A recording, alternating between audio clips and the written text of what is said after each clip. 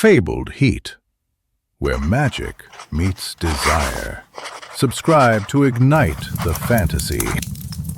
The roar of the crowd was a physical force, battering the magical wards of the dueling arena. On the sun-baked sand, I felt the vibrations thrumming up through the soles of my boots. They wanted a spectacle. Crackling bolts of arcane energy, shimmering shields, the devastating dance of high-tier spellcraft. They were about to be sorely disappointed. Across from me stood Kalen Vornaris, third son of the Archmage, a man who glittered with power.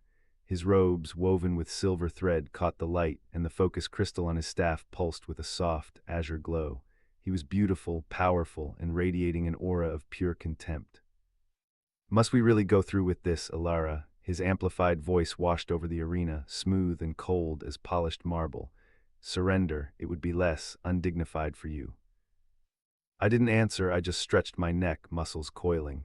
My morning was spent running the perimeter wall, lungs burning. Kalen likely spent his meditating in perfumed chambers. We were different, in this world that made us enemies. The proctor's bell chimed. Kalen's lips curled into a smirk as he began to weave his hands, the air crackling with the clean scent of ozone. He was summoning lightning, big, flashy, and designed to end this in one blast. I didn't give him the chance. My magic wasn't a storm, it was a void. I let a single thread of power unspool from my core, aimed not to be seen but to be felt. I cast my one combat spell, the one I had perfected through years of brutal focus, Ethel's Veil of Silence. Kalen's mouth opened and then nothing. The booming incantation died in his throat. His eyes widened, the light of his staff flickering as his connection to the spell was severed.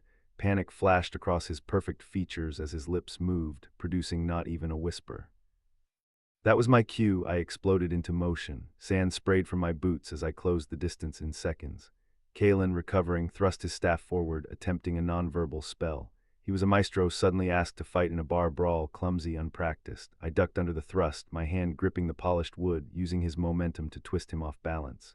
My hip connected solidly with his, sending a jolt through both of us. My other fist struck the pressure point below his sternum. The breath left him in a silent, agonized rush. His staff clattered to the sand. Before he could recover, I hooked my leg behind his and shoved. Kalen Vornaris fell with a graceless thud. I was on him in an instant, my knee pinning his arm, the cold steel of my training dagger pressed to the frantic pulse in his throat. The heat of his skin radiated through the thin blade. Under me, his body was a coil of stunned muscle and fury. The arena was utterly silent. They'd come for a symphony and gotten a mugging. My spell faded. Kalen's breath returned in a ragged heave, his brilliant blue eyes burning with a humiliation so potent it was almost a taste in the air. "I yield," the dazed proctor announced. I stood, sheathing my dagger, and walked away without a word. As I reached the gate, my eyes scanned the upper balconies. I saw him, Reese, leaning against a shadowed pillar. His dark gaze was not on the arena, but on me. It was a look of unnerving intensity, of dangerous understanding. A chill traced its way down my spine. "And now for the announcement of the Ethelgard Gauntlet teams," the proctor declared. 3 champions will be bound to face the Labyrinth of Echoes. Our first for her ingenuity, Alara of Stonefall. A smattering of confused applause. I froze. Her second for his unparalleled command of elemental forces, Kalen Vornaris. A wave of nausea hit me. I turned to see Kalen getting to his feet, his face a mask of cold fury. Our gazes locked in a silent promise of retribution. "And their third," the proctor boomed, sealing my fate, selected for his mastery of shadow and subtlety, Reese of the Gloomwood. My head snapped back to the pillar. Reese pushed himself away from the stone, a slow, deliberate smile touching his lips. It was a smile that promised chaos. I was bound to the man I had just humiliated, and to the one man who seemed to see right through me. The training chamber smelled of stone, sweat, and the lingering ozone of Kalen's frustration. For an hour, he had been blasting target dummies with barely controlled tantrums of lightning and fire, refusing to even look at me. I was fine with that. I worked through my own drills with a weighted sword, the familiar burn in my muscles, a comforting reality against the simmering rage radiating from across the room. The heavy oak door opened and Reese slipped inside. He moved with a liquid grace that absorbed sound, his presence immediately shifting the room's tension into something far more complex. "A productive start, I see," Reese murmured, his voice cutting through Kalen's storm. He gestured to a smoking dummy. "At this rate, you'll have destroyed our equipment before the first trial." Kalen whirled, a ball of fire coalescing in his palm. Stay out of this, Gloomwood. It's very much in this for me, Reese replied, his calm infuriating. We are a team, a three-legged stool, one broken leg, and we all tumble. She's the one who's broken, Kalen spat, extinguishing the flame. His gaze landed on me, hot with shame.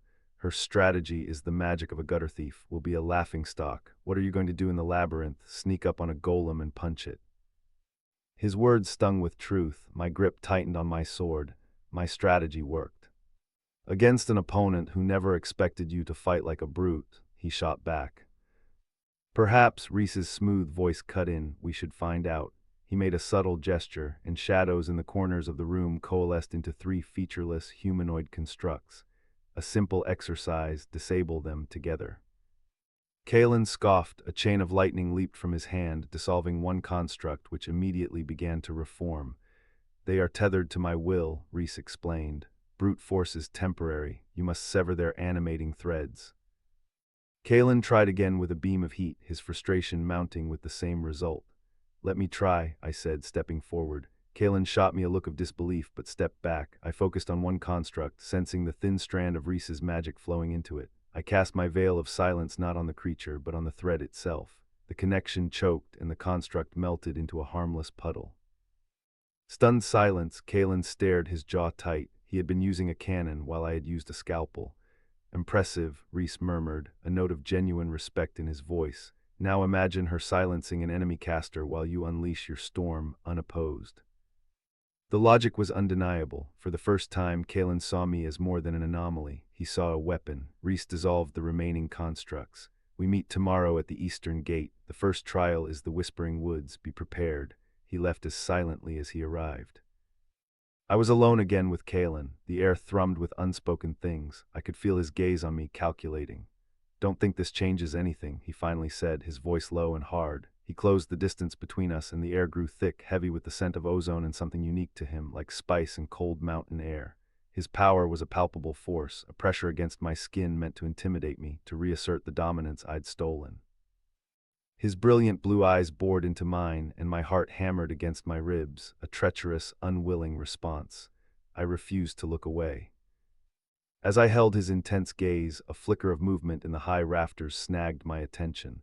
It wasn't a reflection, it was a rune, an activation rune, flaring to life. Get down, I yelled, shoving him hard. The contact was a shock of solid muscle and heat. There was no time for strategy, only instinct as the world exploded in a storm of splintered wood and concussive force. The blast threw us to the floor. I landed hard, my shoulders screaming, but my body had curled instinctively to protect my head. Kalen went down with a grunt, my shove sending him skidding away from the worst of it, the air filled with dust and the acrid smell of burnt magic. What in the nine hells was that? Kalen coughed, pushing himself up. His silver-threaded robes were torn, a thin line of blood on his cheekbone. His shocked eyes scanned the wreckage, then landed on me. Sabotage, I bit out, scrambling to my feet. My gaze shot to the shattered rafters. The scorch marks formed a destructive rune array. This was an assassination attempt. A low groan from the shadows by the door made my blood run cold. Reese stumbled into view, a wicked splinter of wood embedded deep in his thigh, dark blood already soaking his leathers. Are you two all right? He asked, his voice tight with pain. Before I could answer, Kalen was at his side, his earlier rage replaced by a focused urgency. His hands glowed with a soft white light.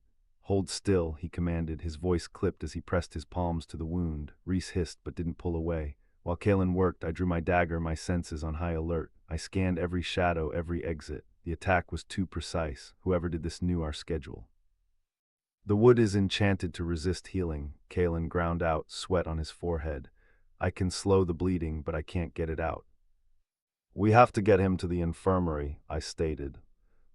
No, Reese said, his voice strained but firm. The infirmary means questions. The perpetrator knows they failed and will cover their tracks. His gaze met mine, sharp despite the pain. We can't afford to show this weakness.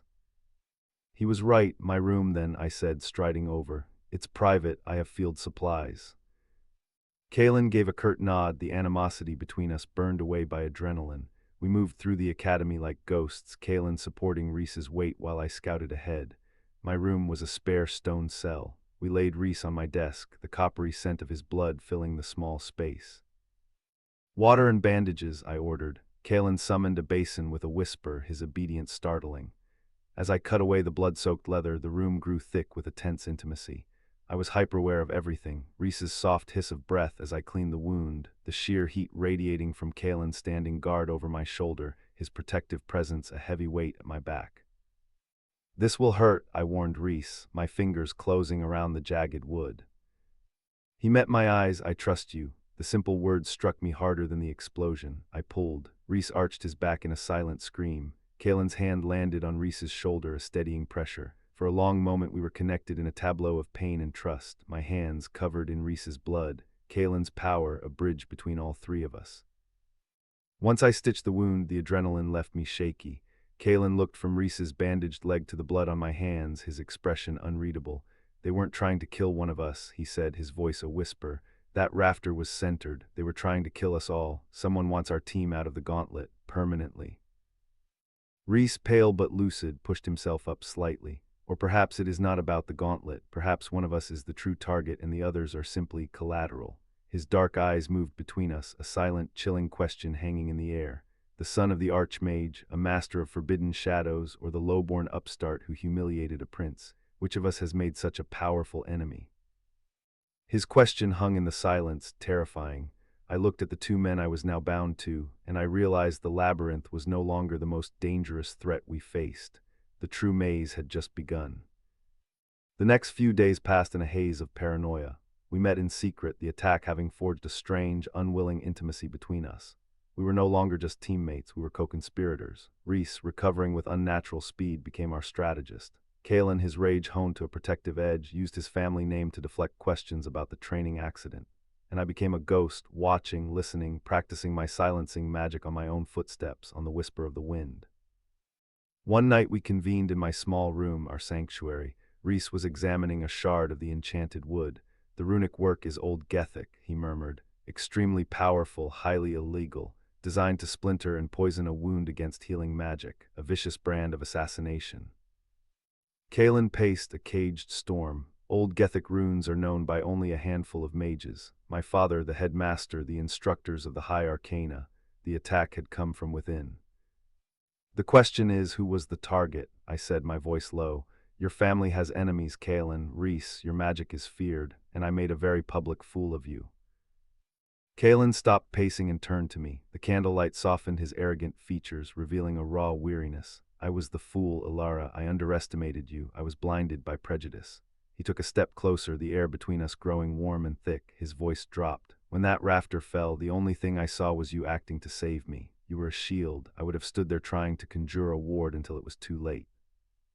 His confession, stripped of its usual artifice, left me breathless. His blue eyes held mine, and in their depths I saw the humiliation from the arena had finally given way to a grudging, profound respect that made my stomach flutter.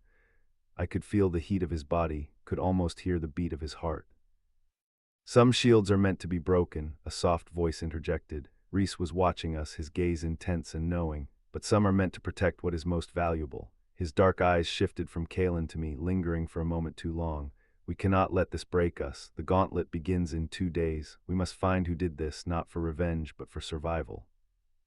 He was right. I looked at them then, truly looked. Kalen, the golden prodigy, his power now a tempered, protective fire. Reese, the master of shadows, his quiet intellect a razor-sharp weapon. And me, the practical anomaly whose skills had saved us. We were a mismatched, impossible team, bound by an attack meant to tear us apart. Kalen moved to stand beside Reese, placing a hand on the back of his chair in solidarity. He looked at me, his gaze unwavering. "They tried to isolate us, to make us turn on each other." Reese's lips curved into a rare, genuine smile. "Instead," he finished, his eyes finding mine across the small room, "they have created something far more dangerous. They have created a weapon they won't see coming." In the quiet of my stone room, the lines of animosity and rivalry had been irrevocably redrawn into a triangle of fierce, desperate loyalty. We were no longer 3 individuals. We were a unit. As I met the gazes of the 2 powerful, complicated men who were now my sole allies, I knew one thing with absolute certainty. They would have to kill all of us to get to one of us, and we were not going to make it easy.